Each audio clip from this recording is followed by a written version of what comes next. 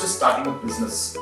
And the way I would like Prime team and all of you also to think about it is that entrepreneurship is a culture. You have to remember that. The whole idea of this Prime program and being able to bring out different entrepreneurs to come up, it should become a part of our system. All the big nations who have big, things happening for them, are rich, are there because of the entrepreneurship, not because of the government. Government has a catalyst role to play. It has a role to play to be a facilitator, to create the policy, create the environment, create the infrastructure. But to actually make the economy thrive and grow, it has to be through entrepreneurship. And hence, we have a target. I keep telling people, and you need to be part of this entire goal. We have a plan, and as I said, and this plan is linked to Prime. This plan is linked to Focus. A lot of people may not understand the programs of Focus and Focus Plus, but I want to share this with you. So you just imagine what we're doing at the grassroots level. And I want to share this with you because you'll get an idea of how things are moving at all levels. Now, under Focus program, we are giving 4.5 lakh families who are almost at the bottom. We are asking them to form producer groups. And then we give these producer groups, say you 20 of you, so you'll get 1 lakh rupees in your account. Now, imagine this 1 lakh is there, and then you as a team and as a group, you use this money for your own team's work. So therefore you're using it for, say, buying piglets, or you're using it to buy seeds, or you're using it to rent a vehicle, or buy pipes to water your plants, or buy the tirpal and all those things to cover the thing, or buy bags to pack your products, whatever you want to do. But these are small things that farmers require. So this working capital is with them. Now imagine 4.5 lakh families. So even if they're 20, that means we'll have about 20,000 to 30,000 groups having this. 1 lakh going into their accounts. You're talking about 250 crores of money going into the economy every year.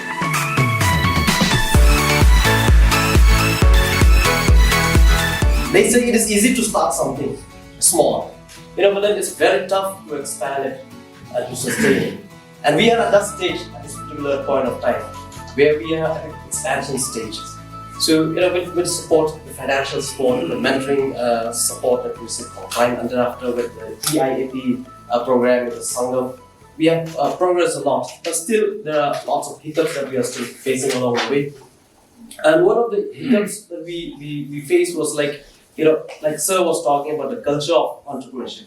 I think these should permeate in all aspects of even departmentals, because sometimes when we approach the departments for some support, it was very, very interesting. At one point of time, I was just shocked that one official said I applied for the power connection, and my production unit, the new production unit that we are setting right now, was just around 150 meter or 200 meter from the main road that is in Umran area from the highway. So when I approached him, he asked me, what is the distance? He said, maybe approximately just 150 or 200 meters to the main road. The first word he uttered was, it's not possible. I said, what on earth? Not possible. People are connecting electricity even to a cemetery and so many other places.